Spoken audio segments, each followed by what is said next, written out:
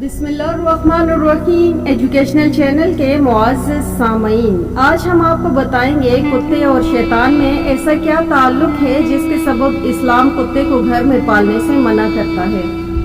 तो जुड़े रहे वीडियो के आखिर तक। अगर न्यू है तो चैनल को सब्सक्राइब कर। इस्लाम में इस बात का जिक्र कई बार मिलता है कि इसको घर के अंदर पालने से मना फरमाया गया और इसको नजस करार दिया गया, मगर बाज़ घरों में मगरबी अक़वाम की तकलीद करते हुए इनको न सिर्फ अपने घरों में पाला जाने का रिवाज बनता रहा, बल्कि इनकी कुर्बत इस हद तक जा पहुंची कि कुत्तों का दखल इंसान के खाने पीने के बर्तनों और सोने के बिस्तरों तक जा पहुंची। कुत्ते अल्लाह ताला की मखलूक हैं और इसकी पैदा होने के हवाले से कदीम तारीख में सहीफों में दो हकायत मौजूद हैं। पहली हकायत के मुताबिक जब हजरत आदम अलैहिस्सलाम की तख्लीक अल्लाह ताला ने फरमाई और तमाम फरिश्तों को हजरत आदम अलैहिस्सलाम को सजदा करने का हुक्म दिया, तो उस वक्त शैतान जो कि फरिश्तों का सरदार था, इसने इसे सजदा तो ना किया, बल्कि इस वक्त इसने हजरत आदम अलैहिस्सलाम पर थूक दिया, जो कि हजरत आदम अलैहिस्सलाम के पेट पर जाकर गिरा, जिस पर अल्लाह ताला ने हजरत जिब्राइल अलैहिस्सलाम को हुक्म दिया था कि आदम के पेट से इस थूक वाली मट्टी को हटा दो।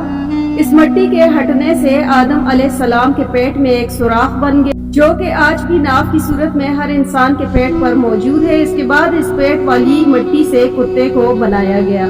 दूसरी हकायत नूरुल मुबीन नामी किताब में मौजूद है, जिसमें हजरत अली ने हमारे प्यारे नबी से दरियाफ्त किया था कि कुत्तों को क्यों पैदा किया गया और इंसान को इसको अपने घर में रहने से क्यों मना किया। तो इसके जवाब में हमारे प्यारे नबी करीम सल्लल्लाहु अलैहि वसल्लम ने फरमाया था कि जब हजरत आदम अलैहिस्सलाम और बीबी हवा अलैहिस्सलाम को अल्लाह ताला ने जमीन पर भेजा था, वो दोनों खौफ से एक परिंदे की मानंद कांप रहे थे। उस वक्त शैतान दुनिया के दरिंदों के पास गया था और उससे कहा कि तुम लोग अगर इन मासूम परिंदों जैसे कमजोर लोगों को खा लो। दरिंदों को पुकारते हुए शैतान के मुंह से कफ जारी हो गई थी। इस थूक से कुत्तों को तख्लीक किया गया। कुत्ते इसके बाद इंसानों और इन दरिंदों के बीच अल्लाह के हुक्म से आ गए थे और उन्होंने इंसानों को बचा लिया था। क्योंकि कुत्ते इंसान के पेट की मिट्टी से बनाए गए, इस वजह से इनके अंदर इंसानों से मोहब्बत फितरी तौर पर होती है। इसके साथ साथ कुत्तों को ये भी ताकत हासिल है कि वो शैतान को देख सकता है। इसी वजह से रात में जब शैतान के काफले आसमान पर से गुजरते हैं, कुत्ते आसमान की तरफ मुंह करके अजीब व गरीब आवाजें निकालते हैं। हदीस के मुताबिक हमारे प्यारे नबी सल्लल्लाहु अलैहि वसल्लम का फरमान है कि जिस घर में कुत्ता हो वहाँ फरिश्ते नहीं आते।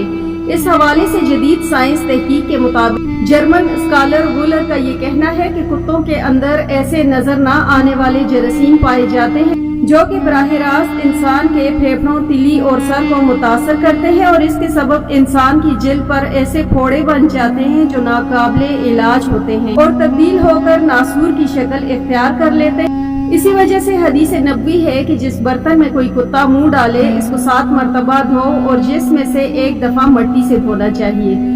कुत्ते की शैतान की थूक से तख्लीक के सबब इस्लाम इसको नजस करार देता है और अब साइंस भी इस बात का एतराफ करती है कि कुत्तों के अंदर पाए जाने वाले जरासीम इंसानी सेहत के लिए इंतहाई मुज़र हैं।